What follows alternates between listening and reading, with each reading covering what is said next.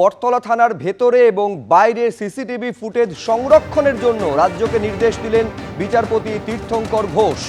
বটতলা থানায় টানা জিজ্ঞাসাবাদের পরই বারাণসী গিয়ে অসুস্থ হয়ে পড়েন প্রাক্তন আইজি পঙ্কজ দত্ত। অসুস্থ প্রাক্তন আইজির মৃত্যু হয়। সেই ঘটনায় ফুটেজ সংরক্ষণের নির্দেশ হাইকোর্টের। 6ই অক্টোবর থেকে 10ই অক্টোবর পর্যন্ত থানার ভেতরে এবং বাইরের সিসি ফুটেজ সংরক্ষণের নির্দেশ। রাজ্যের প্রাক্তন আইজি প্রয়াত পঙ্কজ দত্তের স্ত্রীর দায়ের করা মামলায় নির্দেশ আগামী 20 মে মামলার পরবর্তী শুনানি। হয়েছিল 6ই অক্টোবর ভেতরে, যেটা আমাদের ওনার উকিল লয়াররা ভেতরে ঢুকতে পারেননি, অর্থাৎ যে 2.5 ঘন্টা 3 ঘন্টারটা উকিলের কাছে শুনেছি বা মিডিয়ার থেকে, এবং বাইরে বেরিয়েও যেটা হয়েছে সেটাও কিছু দেখা গেছে। কিন্তু ভেতরে কি হয়েছিল সেটা 13ই জানুয়ারি আমি চিঠি লিখে ক্যালকাটা পুলিশের কাছে জানতে চেয়েছিলাম, কিন্তু অপেক্ষা করেছিলাম 1.5 মাস, কোনো উত্তর পাইনি। তাই কোর্টে মুভ করেছিলাম আমি ব্যক্তিগতভাবে, মানে আমি ভার্সেস গভর্নমেন্ট। তো আজকে সেই হিয়ারিংয়ে সিসিটিভি ফুটেজ মহামান্য আদালত গ্রান্ট করেছেন যে দিতে হবে, এবং ইন্টারোগেশন তদন্ত কি হয়েছে সেটা, এবং ওই দুজন যে অফিসার আইসি এবং আইও, তাদের আমরা চেয়েছিলাম যে কিছু একটা তাদের মানে জিজ্ঞাসাবাদ করা হোক অন্তত, যে কি হতে পারে তারা আইনের আওতায় এনে, যে কতটা পুলিশ এক্সেস হয়েছে কিনা সেইটার ব্যাপারে তাদের কিছু একটা, তো সেই পুরোটাই একটা মহামান্য আদালত গ্রান্ট করেছেন। ধোলাহাটে বাজি বিস্ফোরণ কাণ্ডে মূল অভিযুক্ত ব্যবসায়ী চন্দ্রকান্ত বণিককে গ্রেফতার করেছে পুলিশ। সুরক্ষাকে শিকেই তুলে ঘরের মধ্যে মিলেছে বিপুল পরিমাণে বাজির সম্ভার। দক্ষিণ 24 পরগনা ধোলাহাটে বিস্ফোরণ কাণ্ডে ব্যবসায়ীর পরিবার এবং প্রশাসন এই দুপক্ষেরই চরম গাফিলতি একেবারে সামনে চলে এসেছে। পুলিশ সূত্রে খবর পাওয়া যাচ্ছে যে বাসন্তী পুজোর জন্য প্রচুর বাজির বরাত পেয়েছিল বণিক পরিবার, এবং সেই অর্ডার মতন বাজি তৈরির কাজও শেষ হয়েছিল। এও খবর পুলিশ সূত্রে পাওয়া যাচ্ছে যে বাড়ির 4টি ঘরের মধ্যে 3টিতেই হয়ে যাওয়া বাজি মজুত করা হয়েছিল, এমনকি তার মধ্যে প্রচুর শব্দবাজিও ছিল। আর বাড়ি থেকে কিছুটা দূরে রয়েছে 10 ফুট বাই 12 ফুটের কারখানা, সেইখানে জায়গা না কুলোনোই এই অর্ডারের বিপুল বাজি ঘরের ভেতরে মজুত করে রেখেছিল বণিক পরিবার, এমনটা খবর পাওয়া যাচ্ছে পুলিশ সূত্রে। আর এইখানেই উঠছে প্রশাসনের, পুলিশের নজরদারি নিয়ে প্রশ্ন। নাকের ডগায় এই অবৈধ কারবার রমরমিয়ে চালিয়ে যাচ্ছিল চন্দ্রকান্ত বণিকরা, কিন্তু তারপরেও কোনো ব্যবস্থা পুলিশের তরফে নেওয়া হলো না কেন? কেন টনক নড়ল না পুলিশের?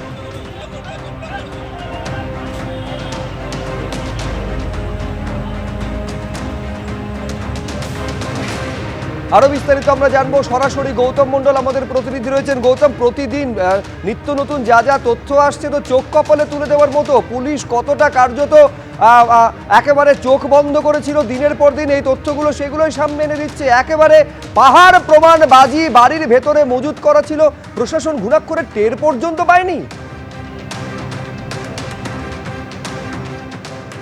দেখো সুব্রজিৎ, এই যে আমি যেখানে দাঁড়িয়ে রয়েছি এই সেই অভিশপ্ত বণিক বাড়ি। আমার ক্যামেরা পার্সনকে দেখাতে বলবো সেই অভিশপ্ত বণিক বাড়ি, যেখানে এই যে বিস্ফোরণ হয় তার অভিঘাত কতটা ছিল গত 3 দিন ধরে আমরা এবিপি আনন্দের দর্শকদের সামনে আমরা একদম ঘটনাস্থল থেকে তুলে ধরেছি।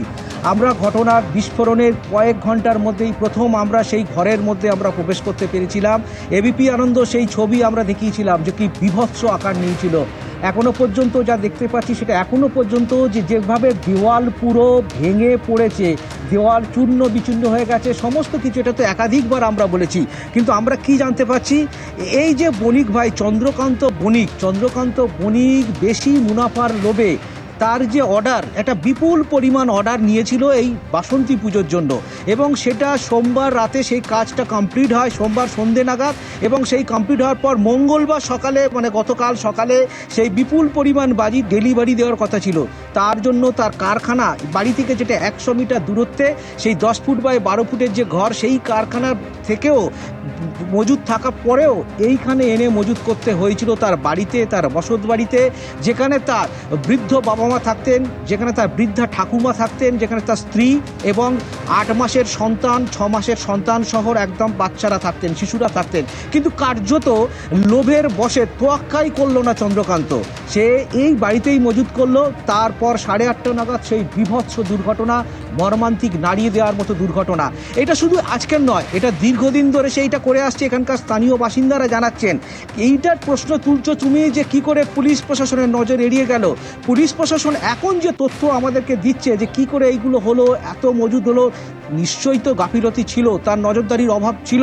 না হলে যে প্রশ্নগুলো আজকের ঘটনাস্থলে এসেছিলেন সিপিএম নেতা কান্তি গঙ্গোপাধ্যায়, তিনিও বেশ কিছু প্রশ্ন তুলেছেন যে যারা সিভিক ভলেন্টিয়ার তারা তো গ্রামে থাকেন, তাদের কি করে নজরদারি গেল। প্রশ্ন অনেকগুলো আছে, গাফিলতি আছে, কিন্তু তার পাশাপাশি কার্যত মৃত্যুর সঙ্গে সহবাস করছিল এটা বলা যেতেই পারে।